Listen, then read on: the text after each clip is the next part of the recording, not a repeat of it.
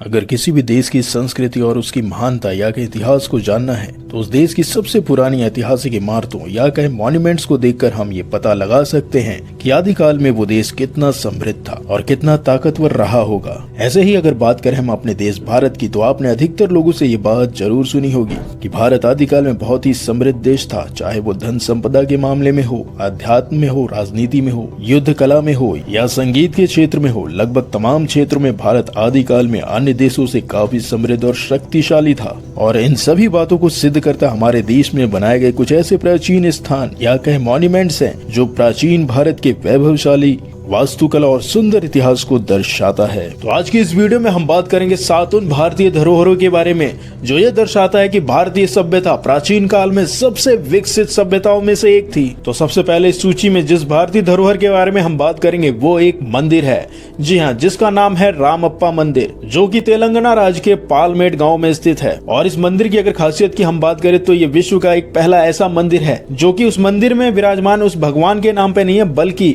इस मंदिर को बनाने वाले शिल्पकार के नाम पर पड़ा हुआ है। यानी उस शिल्पकार का नाम था रामप्पा और उसी के नाम पे इस मंदिर का नाम रामप्पा टेम्पल रखा गया है। और विशेषज्ञ और इतिहासकारों के अनुसार ऐसा कहा जाता है कि इस मंदिर का निर्माण लगभग 800 साल से भी पहले करवाया गया होगा। और इस मंदिर के बारे में ऐसा कहा जाता है कि कार्तिकीय वंश के जो राजा थे जिनका नाम था गणपति देव, उनके जो सेनापति थे जिनका नाम था रेचल रुद्र, उनके द्वारा इस मंदिर का निर्माण साल 1213 ईस्वी के आसपास करवाया गया होगा। और उस जमाने में इस मंदिर की खूबसूरती और मजबूती को देखते हुए इस मंदिर का नाम बनाने वाले शिल्पकार के नाम पर रख दिया गया था। और इस मंदिर की मजबूती के बारे में ऐसा कहा जाता है कि यहाँ पर कई बार भूकंप आए, लेकिन ये मंदिर वैसा का वैसा ही खड़ा रहा। बाकी अन्य मंदिर जो उस जमाने के बने हुए थे उनमें से कई मंदिर ढह गए, लेकिन ये मंदिर आज तक मजबूत खड़ा हुआ है। और तो और ये मंदिर फेमस है अपनी कलाकृतियों के कारण, क्योंकि इस मंदिर में बनाई गई जो मूर्तियां हैं उसमें से कुछ मूर्तियां ऐसी हैं जो उस जमाने की संगीत कला को और फैशन को दर्शाती हैं। क्योंकि उस मंदिर में बनी स्त्रियों की मूर्तियों को मंदाकिनी कहा जाता है और उसमें से जो 4 मूर्तियां हैं अलग अलग मुद्रा में हैं, जो ये दर्शाती हैं कि उस जमाने में कला के क्षेत्र में कितने ज्यादा विकसित थे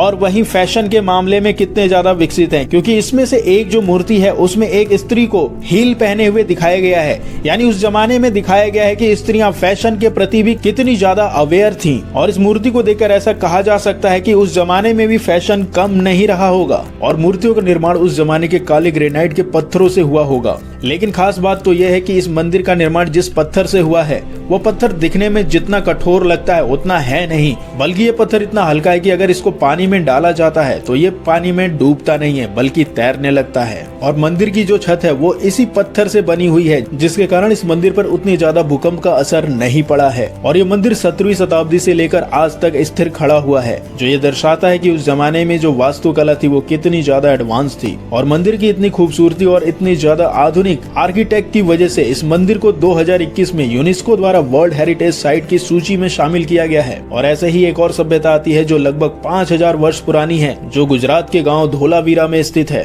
और इस सभ्यता के बारे में ऐसा कहा जाता है कि ये सभ्यता सिंधु सभ्यता के आसपास रही होगी, क्योंकि इस प्राचीन सभ्यता जिसे धोलावीरा का नाम दिया गया है इसमें हड़प्पा और मोहनजोदाड़ो जैसी सभ्यता की तरह ही यहाँ पर मिलते जुलते नगर पाए गए हैं जो काफी विकसित थे और पूरी तरीके से वेल्ड एक्शन प्लान के तहत उन्हें बनाया गया होगा उस जमाने में। क्योंकि इस स्थान पर प्राचीन यानी पाषाण काल के भव्य पत्थर के दरवाजे मिले हैं और कई ऐसे पत्थर और खिलौने मिले हैं जिस पर घोड़े की कलाकृति डिजाइन की गई थी। और ऐसे ही यहाँ पे एक बड़ा सा स्टेडियम भी मिला है जहाँ पर दर्शकों के बैठने के लिए चारों तरफ से सीढ़ियां बनाई गई थी। और इन सब खोजों के आधार पे काफी विशेषज्ञों का ऐसा मानना है कि ये गांव सबसे विकसित गांव उस जमाने में रहा होगा और इस गांव या कहीं इस नगर की आबादी उस जमाने में 20,000 के आसपास रही होगी। लेकिन उस जमाने में ये सभ्यता महानदियों के बीच रहने की वजह से और वहाँ पर भव्य बाढ़ आने की वजह से हो सकता है कि वो नगर समाप्त हो गए हों। और यहाँ पर खुदाई पर मिले कुछ पुरातन अवशेषों के कारण ये यूनेस्को ने भी माना कि हो ना हो ये सभ्यता सबसे प्राचीन और विकसित सभ्यता होगी, जिसकी वजह से इसको यूनेस्को द्वारा वर्ल्ड हेरिटेज साइट की सूची में शामिल किया गया। तो अब बात करते हैं तीसरे उस धरोहर के बारे में जो राजस्थान में स्थित है, यानी जो बोराज नदी के किनारे बना हुआ है और जिसे हम चित्तौड़ का किला के नाम से जानते हैं। और इसके निर्माण के बारे में ऐसा कहा जाता है कि इसे मौर्यों के द्वारा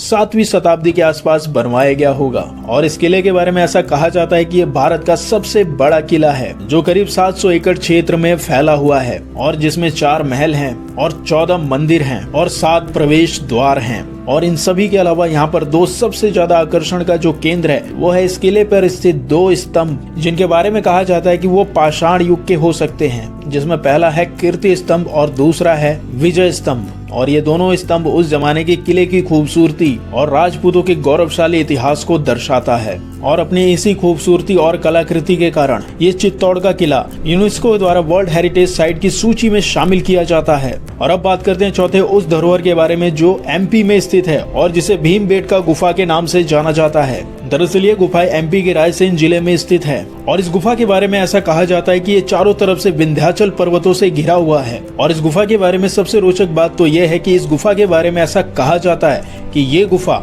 पाषाण काल समय की हो सकती है। और वहीं दूसरी तरफ कुछ लोग ऐसा कहते हैं कि इसका संबंध भीम से हो सकता है, यानी ये उस समय भीम का घर भी हो सकता है, जिसकी वजह से इसे कुछ लोग भीम का बैठक स्थान भी कहते हैं। क्योंकि इस गुफा में बनी जो चित्रकारी है उसके बारे में ऐसा कहा जाता है कि ये लगभग 12,000 से 30,000 साल पुरानी हो सकती है। और इस गुफा में ये चित्रकारी दर्शाती है कि पाषाण काल युग में मनुष्यों की स्थिति कैसी रही होगी, वो कैसे रहते होंगे, यानी मनुष्य की पूरी जीवन शैली इस गुफा में चित्र के द्वारा दर्शाया गया है। क्योंकि विशेषज्ञों के अनुसार ऐसा कहा जाता है कि इस गुफा में बने जो चित्र हैं वो मनुष्यों के द्वारा ही बनाए गए होंगे। और इन सब विशेषताओं के आधार पर ये गुफाएं अन्य गुफाओं से बिल्कुल अलग बन जाती हैं। और इसके इस विकसित स्वरूप के कारण इस गुफा को यूनेस्को द्वारा इसको वर्ल्ड हेरिटेज की साइट में शामिल किया गया है। और ऐसे ही दक्षिण भारत का बेहद मजबूत और शौरवीरों का साम्राज्य था जिसे हम चोल वंश के नाम से जानते हैं। और चोल वंश या कहें चोल राजाओं के द्वारा उस जमाने में काफी मंदिरों का निर्माण करवाया जाता था।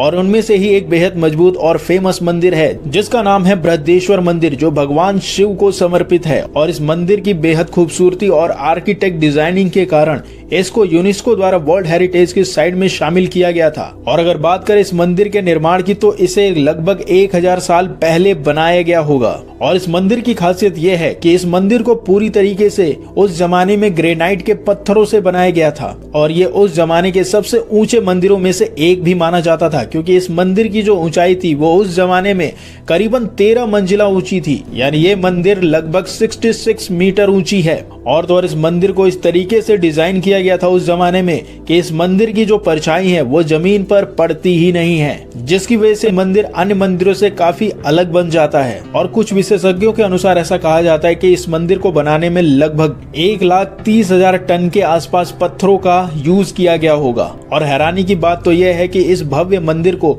मात्र 7 सालों के अंदर ही बना दिया गया था। और इसी तरीके से छठे जिस धरोहर के बारे में हम बात करेंगे वो भी एक मंदिर है। वैसे तो इस मंदिर का नाम है कोणार्क सूर्य मंदिर, जो ओडिशा में स्थित है। और ये मंदिर भगवान सूर्य को समर्पित है।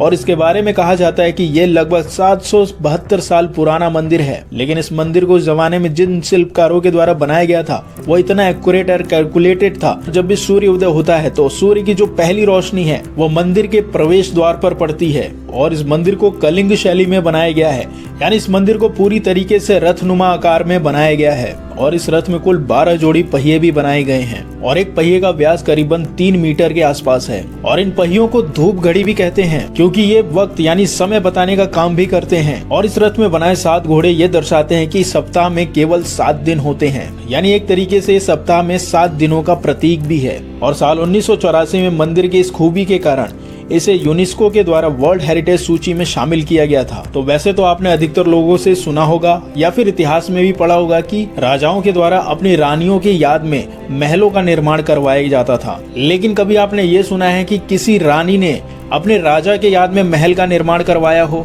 जी हाँ, तो ऐसी ही एक धरोहर हमें देखने को मिलती है गुजरात में, जिसे रानी का वाव यानी रानी की बावड़ी के नाम से भी जाना जाता है। और इस रानी के बावड़ी के बारे में कहा जाता है कि इसका निर्माण 11वीं शताब्दी के आसपास करवाया गया था। यानी जो सोलंकी राजवंश की जो रानी थी जिनका नाम था रानी उदयमती, उनके द्वारा इस बावड़ी का निर्माण करवाया गया था। हुआ यह था कि जो उनके पति थे उनकी मृत्यु हो गई थी, जिसकी याद में उन्होंने इस बावड़ी का निर्माण करवाया था। और ये इस बावड़ी की वास्तुकला इतनी अद्भुत है कि इसको देखने में ऐसा लगता है कि मानो ये उल्टी है, लेकिन इसका स्ट्रक्चर ही उस जमाने में उल्टी तरीके से बनाया गया था। यानी इसको इस तरीके से बनाया गया कि इसको देखने में ऐसा लगे कि ये उल्टा है। और अगर बात करें इस बावड़ी की तो ये लगभग 7 मंजिला ऊंची है, यानी 64 मीटर लंबी और 20 मीटर चौड़ी और 27 मीटर गहरी है ये। और तो और इस बावड़ी में 30 किलोमीटर लंबी रहस्यमय सुरंग है। और इस बावड़ी की खूबसूरत नक्काशी और कलाकृति काफी पर्यटकों को अपनी ओर आकर्षित करती है। और ऐसा माना जाता है कि आज से लगभग 5 दशक पहले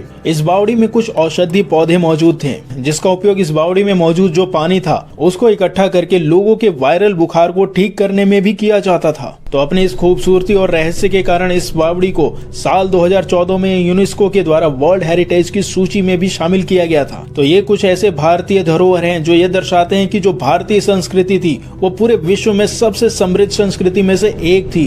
वैसे तो आज भी भारत में काफी ऐसे धरोहर हैं जिनके बारे में हमें पता नहीं है या फिर वो विलुप्त के कगार पे हैं, जो ये दर्शाते हैं कि भारतीय संस्कृति कितनी ज्यादा समृद्ध थी। तो अगर ये जानकारी आपको अच्छी लगी और आपको देख के मजा आया तो वीडियो को लाइक करिए, शेयर करिए और सब्सक्राइब करिए। फिर मिलते हैं किसी अन्य वीडियो में, तब तक के लिए नमस्कार।